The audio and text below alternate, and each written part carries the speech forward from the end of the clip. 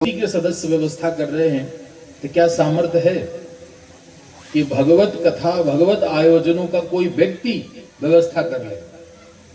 नहीं कर सकता। वो तो भगवान ने केवल निमित्त बनाया है कि तुम कथा सुनोगे, तुम व्यवस्था में रहोगे, तुम भोजन बनाओगे, ये सब निमित्त बने हैं। करने वाले तो सब भगवान हैं। और जिसके जीवन में ये भाव आ जाता है कि मैं कुछ नहीं कर रहा हूं, सब कुछ भगवान कर रहे हैं, उसका जीवन भगवान के चरणों में समर्पित हो जाता है। हम लोग एक बड़ा सुंदर भजन गाते हैं ना, मेरा आपकी कृपा से। कुछ हम लोग नहीं कर रहे, जो कुछ भी हमको दिख रहा है ये सब कुछ नारायण की कृपा से हो रहा है, सब कुछ उनकी कृपा से दर्शन हो रहा है। मेरा आपकी कृपा से सब काम हो रहा है।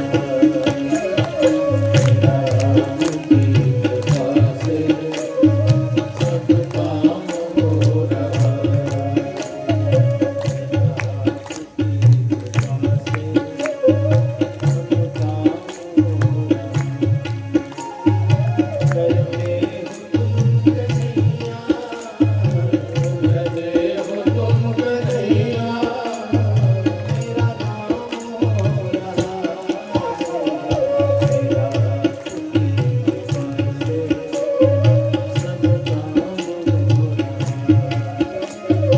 मेरा आपकी कृपा से सब काम हो रहा है।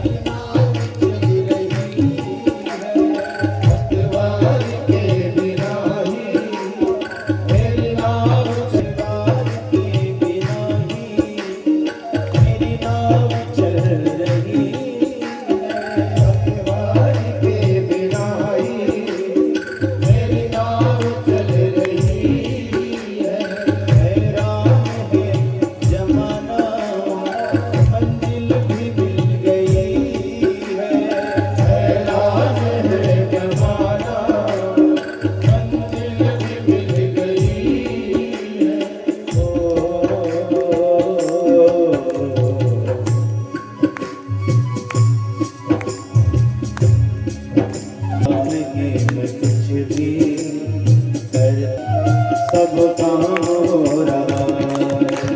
करता नहीं कुछ भी, सब काम हो रहा है। मेरा आपकी कृपा से सब काम हो रहा है। मेरा आपकी कृपा से सब काम हो रहा है।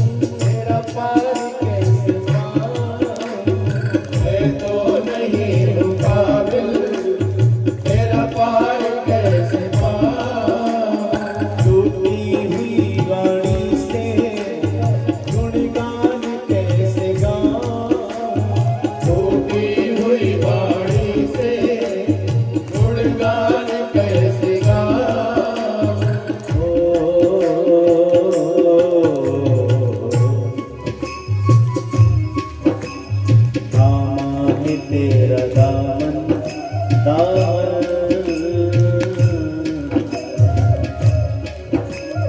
थामा है तेरा दामन आराम हो रहा, थामा है तेरा दामन आराम हो रहा है।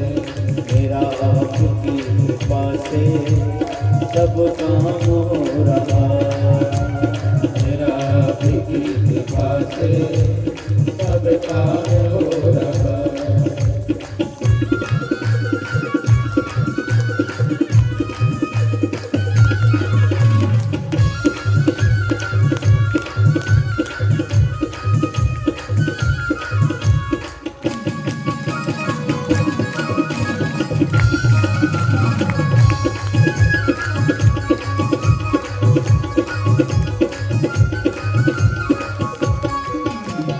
तुम साथ हो जो मेरे, किसी चीज की कमी है। तुम साथ हो जो मेरे, किस चीज की कमी है। किसी और चीज की अब दरकार भी नहीं है, किसी और चीज की अब दरकार भी नहीं है।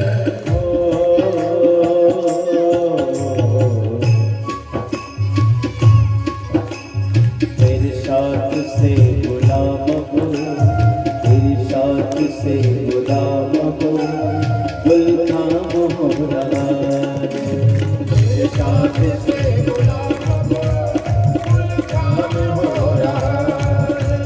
मेरा आपकी कृपा से सब काम हो रहा है, मेरा आपकी कृपा से सब काम हो रहा है। एक बार तो हाथ उठा के सभी लोग बोलेंगे बड़े भाव के साथ, मेरा आपकी कृपा से सब काम हो रहा है, मेरा आपकी कृपा से सब काम हो रहा है। करते हो तुम कन्हैया, करते हो तुम कन्हैया, करते हो तुम कन्हैया, करते हो तुम कन्हैया। मेरा नाम हो रहा है, मेरा आपकी कृपा से सब काम हो रहा है, मेरा आपकी कृपा से सब काम हो रहा है, सब काम हो रहा है, सब काम हो रहा है। बोले सावरे सरकार की। जीव तो समर्पित हो जाए भगवान में, करने वाले तो सब भगवान हैं। भीम ने समर्पण कर दिया, प्रभु मुझ में कोई सामर्थ्य नहीं है, अब आप कृपा करेंगे तो ही काम होगा। भगवान ने कहा ठीक है भीम, कल सांकेतिक युद्ध होगा, इशारा करूंगा समझ लेना। अगला दिन युद्ध शुरू हुआ। भीम का युद्ध में आज मन नहीं लग रहा, वो बार बार भगवान की ओर देख रहे हैं। समझ गया आज इसने समर्पण कर दिया, क्योंकि मृत्यु सामने खड़ी है। मृत्यु माने जरासंध, काल का रूप है जरासंध, वो सामने खड़ा है, लेकिन आज इसको काल की चिंता नहीं है, ये मेरी ओर देख रहा है। तो मृत्यु के समय भी जो मृत्यु की चिंता छोड़ करके मेरा चिंतन करेगा, भगवान उसकी रक्षा करे। हम लोग तो चिंता में ही लगे, ये कैसे होगा, वो कैसे होगा। जितना टाइम वेस्ट हम चिंता में करते हैं, उससे आधा टाइम भी, एक चौथाई टाइम भी भगवान के चिंतन में लगा दें तो चिंता सब दूर हो जाएगी। तो लगता है हम चिंता में ही डूबे रहते, चिंतन का समय नहीं मिलता। भगवान ने भूमि से घास का तिनका उठाया, बीच से फाड़ा और दो टुकड़ों में दोनों विपरीत दिशाओं में फेंक दिए। समझ गए क्या करना है। भीम ने जरासंध के शरीर के दो टुकड़े किए, दोनों को विपरीत दिशाओं में फेंका। जरासंध का संहार हुआ, यज्ञ की समस्या दूर हुई, यज्ञ प्रारंभ हुआ। अग्र पूजा का प्रसंग छिड़ा। सबसे पहले पूजा किसकी हो? कोई कहता भीष्म पितामह की, कोई कहता द्रोणाचार्य की, कोई कहता कृपाचार्य की, पर जरासंध का बेटा बैठा था, उसका भी नाम था सहदेव।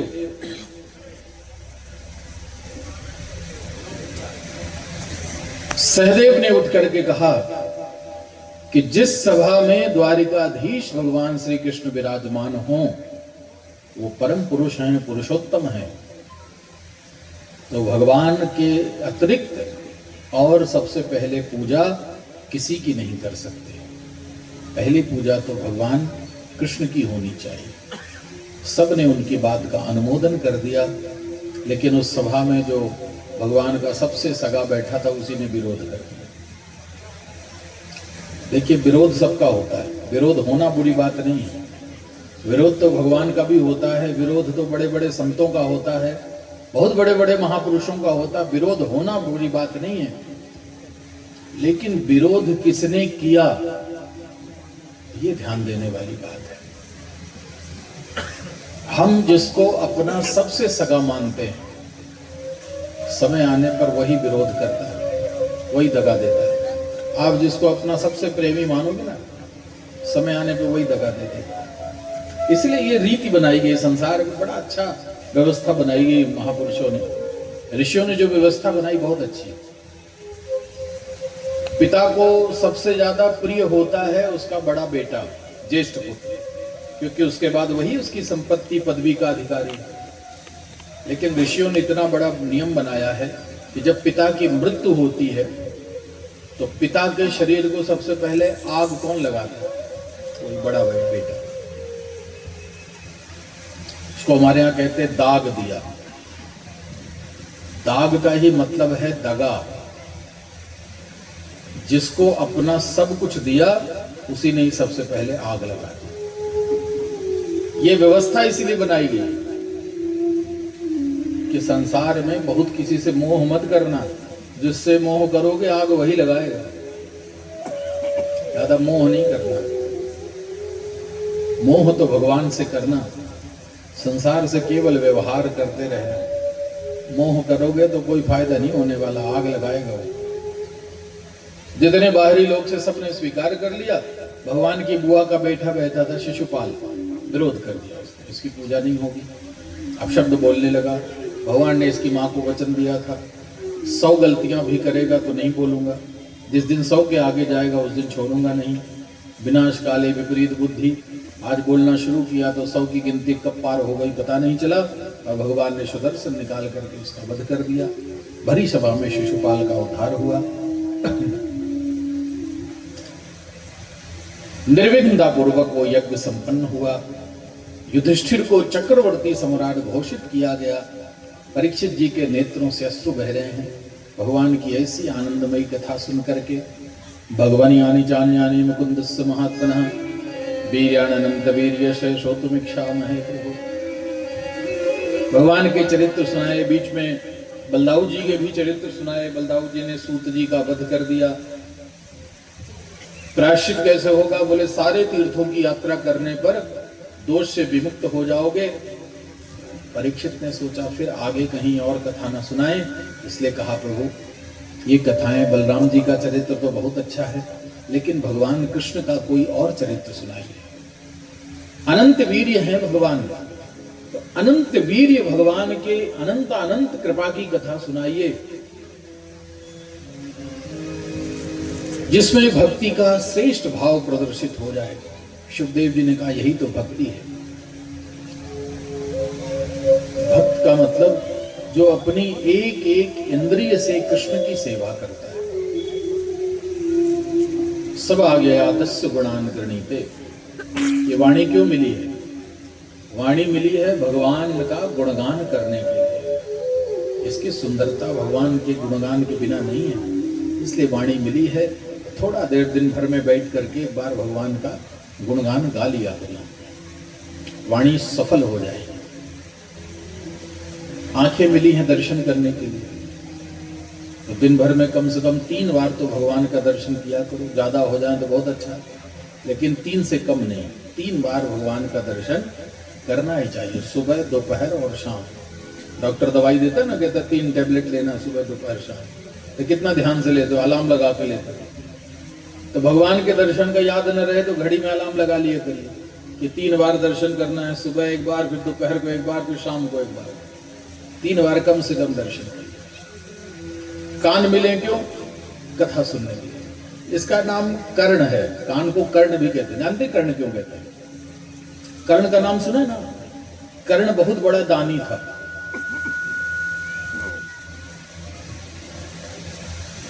वो चले गए क्या एक और दुबई? समझ में आ गया था सीटी।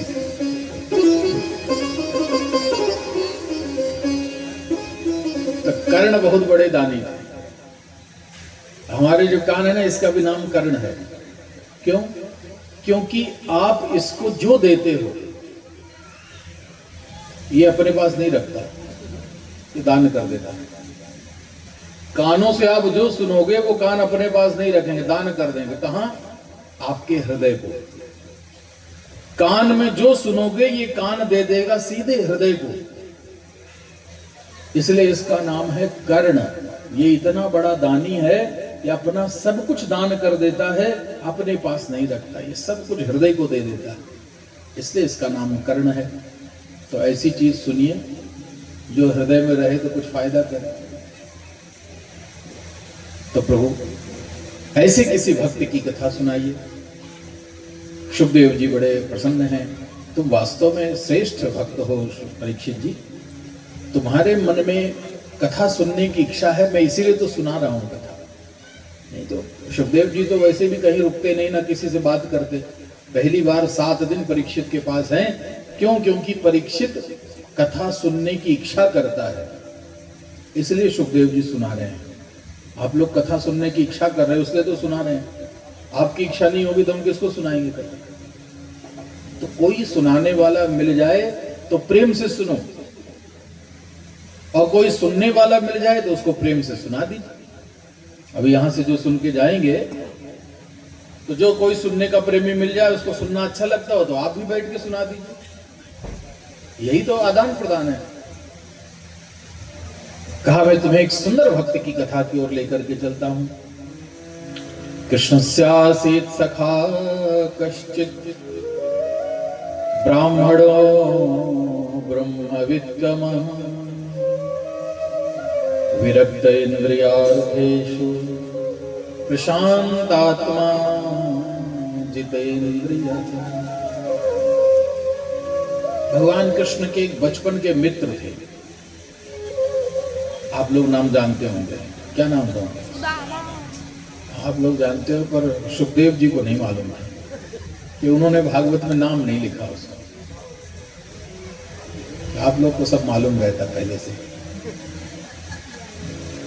भागवत में लिखा है कृष्णस्यासीत् सखा कश्चित्। कोई भगवान का एक मित्र था।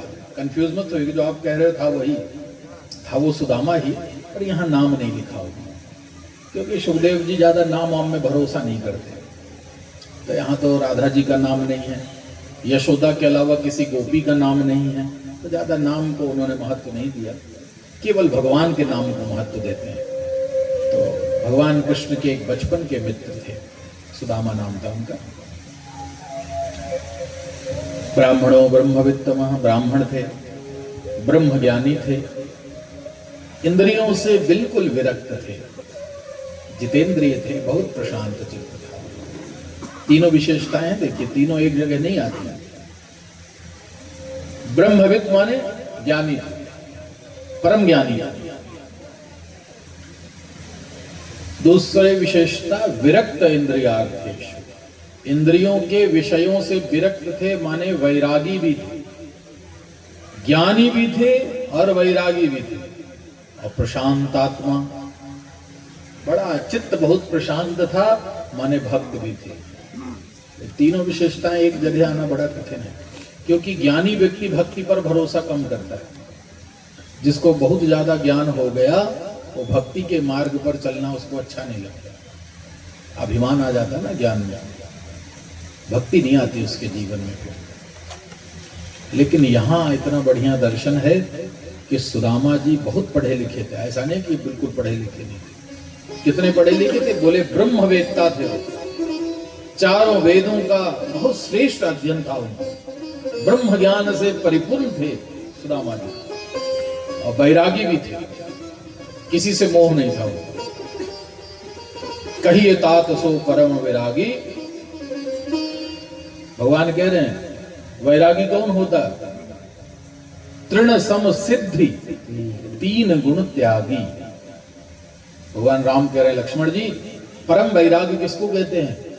जो सिद्धियों के और चमत्कारों के चक्कर में न पड़े, उसको कहते हैं वैरागी।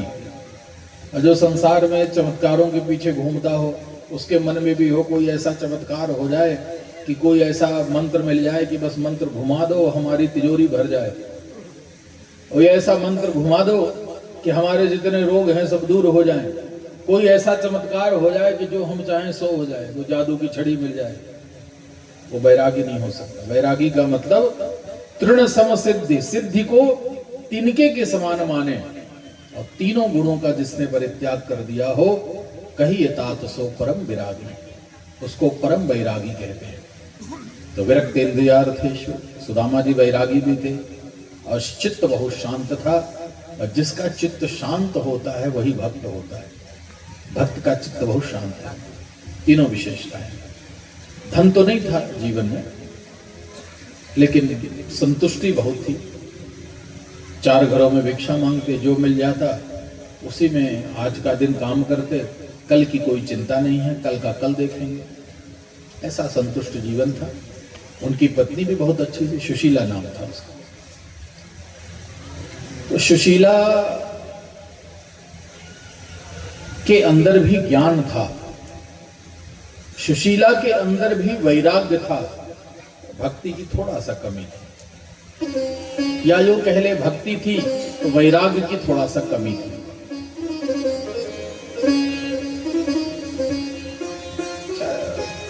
पति के अनुरूप है। दाम्पत्य जीवन का यही आनंद होता है। प्रायः लोगों को ये शिकायत रहती है, महाराज जी हमारा गृहस्थ जीवन अच्छा नहीं है, दाम्पत्य जीवन अच्छा नहीं है, घर में बड़ा झगड़ा होता है पति पत्नी के बीच। कारण क्या है? पति पत्नी माता पिता सबके बीच में मतभेद क्यों रहता है? कारण उसका बहुत स्पष्ट है कि घर का हर व्यक्ति चाहता है कि जो कुछ घर में हो सब हमारे मन के अनुसार हो।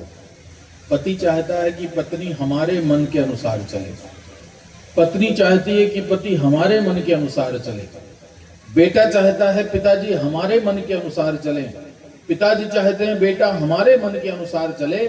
बस जब सबको अपने अपने मन के अनुसार चलाने की बात आ जाती है तो घर में फिर दुख आ जाता है। बात सब मन के चलने की है, लेकिन जिस दिन हम ये सोच लेंगे कि सब कुछ हमारे मन से नहीं होना चाहिए, थोड़ा हमारे मन से हो, थोड़ा हमारी पत्नी के मन से हो जाए, पिताजी सोच लें कि थोड़ा हमारे मन से हो जाए, थोड़ा हमारे बेटे के मन का भी हो जाए, बेटा भी सोच ले कि थोड़ा हमारे मन का हो ही रहा, थोड़ा हमारे पिताजी के मन का भी हो जाए, उस घर में सदैव सुख रहता है। लेकिन जिस घर में सब अपने अपने मन की चलाने की सोचेंगे, उस गृहस्थ जीवन में सुख नहीं हो सकता। दाम्पत्य जीवन में बात सब घूम फिर के मन में ही आती है। यहाँ सब कुछ ठीक था, सुदामा जी जैसा घर चलाते थे पत्नी वैसी चलती थी, कोई दिक्कत नहीं थी घर में। लेकिन पतिव्रता स्त्री थी, मन में कभी कभी दुख होता कि सुदामा जी को पेट भर भोजन नहीं करा पाती, मैं अच्छे अच्छे कपड़े नहीं पहना पाती, थोड़ा दुख होगा। एक दिन कहा, मैंने सुना है नव ब्रह्मण भगवता सखा साक्षात श्री हरिपति। हे स्वामी, मैंने सुना है द्वारिकाधीश आपके मित्र हैं, क्या ये बात सत्य है? बोले हाँ, बचपन का मित्र है। मैंने सुना है ब्रह्मण्यस्य, ब्राह्मण भक्त हैं। बोले हाँ, ब्राह्मणों का बहुत सम्मान है। मैंने सुना है शरण्यस्य, शरण में आए हुए पर कृपा करते हैं। बोले बहुत कृपा करते हैं। तो आप क्यों नहीं जाते उनके पास? जाइए, वो तो द्वारिका के राजा हैं, आपके मित्र हैं, पहचानते होंगे आपको, और आपकी दशा सुन करके देख करके प्रसन्न हो जाएंगे तो बहुत कुछ दे देंगे, आपके जीवन की सब दरिद्रता ये सब दूर हो जाएगा। सुदामा जी को आधी बात अच्छी लगी, आधी नहीं लगी। सुदामा जी ने कहा, ये तो तुमने ठीक कहा कि आप द्वारिका क्यों नहीं जाते हो, जाना चाहिए, लेकिन जो तुमने दूसरी बात कही कि वो कुछ दे देंगे, तो उन्होंने इतना कुछ दे ही दिया है, अब क्या उनसे मांगना। अयम ही परमो लाभ उत्तम श्लोक दर्शनम। आखिर भगवान का दर्शन ही हमारे जीवन की सबसे बड़ी संपत्ति है। तो दर्शन को पाने के बाद यदि और किसी संपत्ति को उनसे मांग लें, और कोई वस्तु उनसे मांग लें, तो ये भगवान के सम्मान में कमी है हमारे द्वारा। इतने संपूर्ण जगत के स्वामी साक्षात भगवान मिल गए हैं, उनका दर्शन मिल गया है, तो फिर उनसे धन मांगना या और कोई चीज मांगना, ये भगवान के सम्मान में कमी है ना। कोई मेहमान आपके घर आए तो आप उसको देख करके कहो बहुत अच्छा हुआ आप आ गए, पर एक डब्बा मिठाई ले आते तो और अच्छा रहता। सम्मान में कमी हुई ना, कि उसके आने से प्रसन्नता नहीं हुई, वो मिठाई लाता तो अच्छा लगता।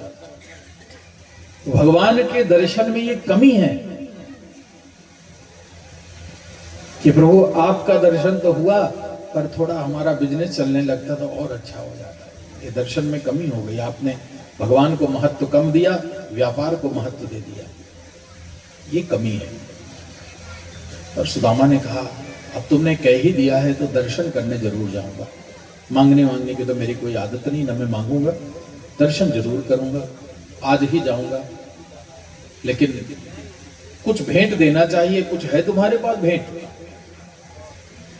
कुछ घर में तो था नहीं। या चित्वा चलोन्मुष्टिन विप्रान पृथुक तंडुलान, 4 मुट्ठी चावल ले आई। चावल भी कहते हैं पृथुक तंडुलान, माने चावल से अलग किए हुए छोटे छोटे चावल, जो कूटने पर अलग हो जाते हैं, कूटने पर अलग कर लिया। तो जो बड़े बड़े चावल है हम लोग अपने यूज के लिए रख लेते हैं, जो छोटा छोटा उसको निकाल देते हैं, वेस्टेज। भगवान को वही अच्छा लगता है। कूटे हुए चावल भगवान को बहुत अच्छे लगते हैं।